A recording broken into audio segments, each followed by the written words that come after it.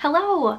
I just finished week 9 of my reconstructive knee surgery recovery, so I wanted to do another update video about weeks 8 and 9 of my recovery. If you're new here, I'm Heather. I've had 2 reconstructive knee surgeries and I have several videos about the recoveries that I've posted on YouTube so far, so I will link the playlist for those videos below and at the end of this video. I'm at the point of my recovery where there aren't super noticeable differences between the weeks. I'm definitely a lot stronger now at the end of week 9 than I had been during week 6 and 7, but it's just so normal now that I'm not even really paying attention to it. Even though I haven't been using any crutches or my brace in my daily life, I had been keeping one crutch in my car to use when I would go into stores, since walking around would definitely aggravate my knee and it would swell up a lot during like week 6 and 7. That isn't really happening anymore, so during week 8 I was in a grocery store and it took a really long time for me to realize that I had gone in without my crutch, but I was fine. I wasn't swelling up or anything,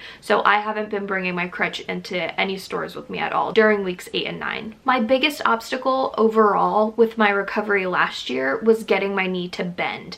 That part of the recovery really was tough and it stands out a lot to me. This year, my biggest obstacle has been regaining the strength in my leg. This year, the knee that I had surgery on, my left knee, has been my worst knee for my entire life. It started dislocating when I was 4, so I have always babied it in constant fear of it dislocating. I wouldn't be able to straighten my leg and lock the knee out without the knee dislocating, so eventually my leg just stopped straightening completely on its own when lifted. I could still get my leg to be completely straight if I was standing on it or if my leg was resting on something, but there was always a slight bend to my leg if I tried to lift it straight out in front of me. This surgery has obviously fixed that instability of my kneecap, so ideally I will be able to lift my leg straight out in front of me without it dislocating, but getting it to that point has been really difficult. During the first few weeks of recovery, I really had to convince my brain that it was okay to lock my knee out. After over 20 years of constant dislocations, I was just having a really hard time trusting my new knee. I didn't have as hard of a time mentally with my first recovery because my right knee was definitely slightly more stable during my childhood, so I wasn't as afraid of it dislocating. You know when you like lay in bed and you like stretch out like all your limbs and you really like push out on everything and lock everything out? Well, I didn't realize that my entire life when I do that, I was keeping my left leg bent. That leg was never like getting a full stretch to it. So finally allowing to let that leg fully stretch out and lock out has helped me start to trust that the kneecap isn't going anywhere. I should mention that I have absolutely no reason to believe that my kneecap is going anywhere at this point. I've had no issues with my recovery from my first knee surgery. I've had no dislocations, no problems whatsoever. It's just nerve-wracking to put so much trust in a body part that's never worked correctly. I'm not able to lift my leg completely straight out in front of me yet, so I have been doing a lot of exercises at P to strengthen all the muscles in that leg, and I've been using a lot of resistance bands at home and at PT just to strengthen everything. I was finally allowed to start using a step at PT during week 8 of my recovery. It's a small step, but this is a huge milestone in my recovery. I wasn't allowed to do any steps until week 11 of my recovery last year, so on my first day of PT this year, I said to my PT, I just want to get on those steps faster. And getting on the steps and being able to do that definitely depends on the rest of your body and the strength in your leg, but I'm just really happy that it worked out, that I could start doing it faster this year. I don't have any pain when I'm using the step, and I don't really have pain at any other time. I'm just pretty stiff. I feel so normal when I'm like sitting at my desk at work that when I try to get up and start moving, I'm reminded very quickly that I can't get going as fast as I want to yet, but once I am moving, I feel like I can walk at almost my normal pace. At the end of week 8, I could bend my knee to 138 degrees, and I actually have no idea how much I could bend it to at the end of week 9. I'm at this point where my PT isn't even measuring my knee every single time that I'm there just because it's moving along so well, but if I had to guess, I'm probably at 145 right now. I am not using the stool in the shower at all anymore, and using public restrooms is finally okay again. My scar is looking good. It took a really long time for like the last spots that had scabs on them to finally heal up, but I am now at the point where I could start using Mederma. I hardly used Mederma at all last year. I have really sensitive skin and the Mederma really irritates it, but I honestly don't really mind having the scars, but I'm actually really surprised by how well the scar from last year is totally fading on its own. I did keep it completely protected from the sun, and I will do that again with this new scar too.